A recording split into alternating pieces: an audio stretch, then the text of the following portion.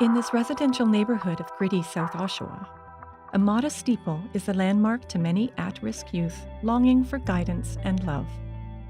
The church, in and of itself, is not the destination for these young people, but rather the humble basement belonging to a Christian ministry aptly named the Refuge. This is the story of hope in the Refuge. My name is Clarence Kiesman. I'm the executive director of the Refuge, which means I kind of do everything from mopping floors to finances to whatever is needed.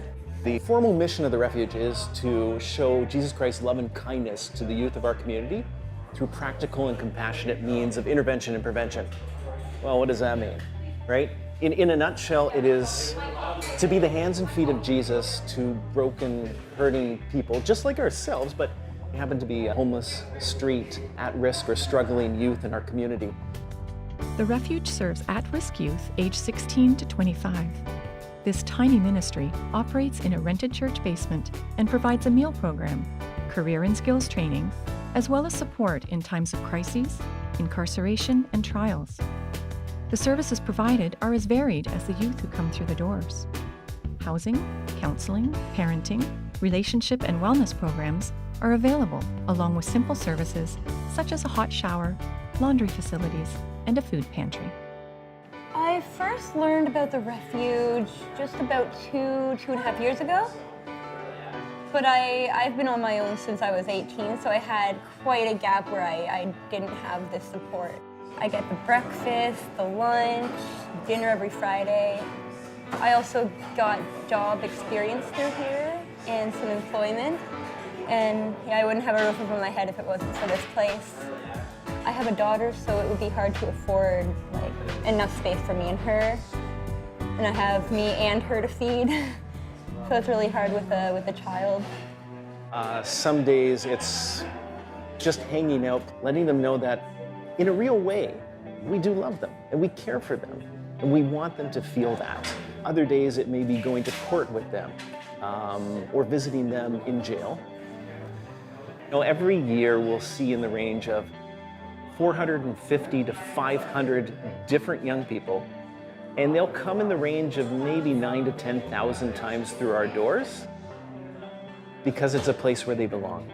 I mean, when you understand the histories of the youth who come here, family brokenness is the number one reason. There's abuse, there's neglect, there's physical abuse, there's sexual abuse, there's emotional abuse. They come for community. And this is a place where, again, I hope they feel loved and nurtured, encouraged, safe and belong, and that they will just grow here and heal from their past. I attended the Refuge 7 years ago. I battled with prostitution and struggles. I grew with the Refuge. I became in love with the place, and the staff team that dealt with me when I first came have been a very positive influence in my life. We get to share the gospel at any moment, really. We pray with the youth. We ask if we can pray with the youth. We talk about God all the time.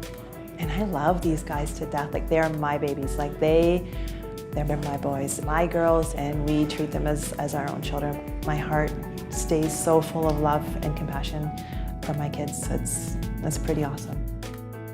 The workers, volunteers, and graduates of this Youth Outreach Center are wholeheartedly invested in the well-being of the young people who come to the Refuge. The staff at the Refuge begin each day with prayer and devotions. The job of caring and counseling isn't easy, and for dedicated and loving staff like Alexis, every young person who comes through the door is special. The extremes. Oh, you went there. I'm already getting weepy because it's difficult, you know,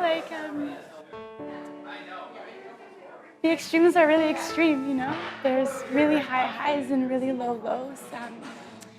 So some of the extremes are, right now we have a missing person, and it's really difficult when you love someone, you know, and you're in community with them every day, and then all of a sudden they're missing, and, you know, you fear of, are they being trafficked?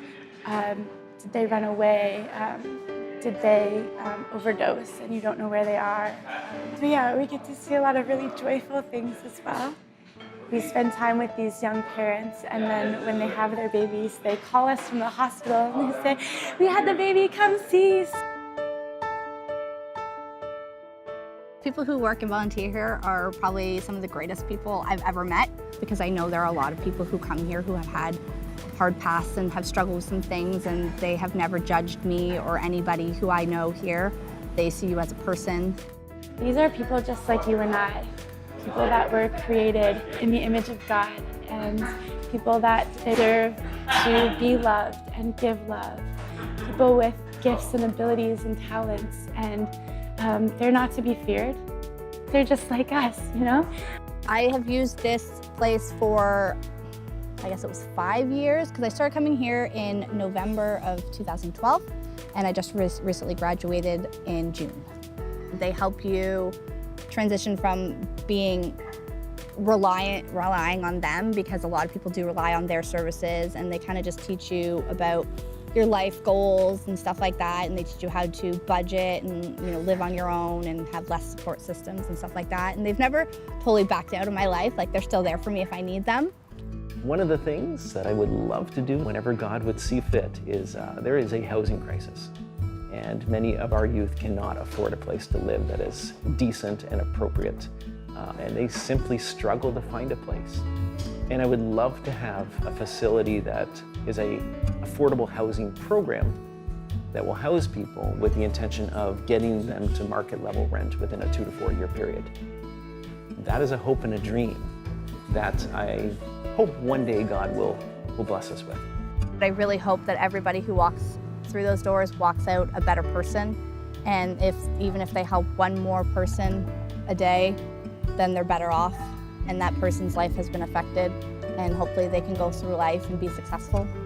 My hope for the Refuge is that we can continue to give this organization back over to God every day, because this is His place, and we want to do what He's calling us to do. So whatever the Refuge has taught me, I want to bring on to the love of people, because I know what the Refuge does for people is right. I was lost without this place, and when I finally found this place, it was extremely, extremely helpful. Like, I wouldn't have the winter jacket I have right now if it wasn't for this place, shoes on my feet. My hope for the youth is that they would feel that love, that they would know value and purpose and hope and dignity, that they would feel community, and that they would have a place to come to express themselves and be heard.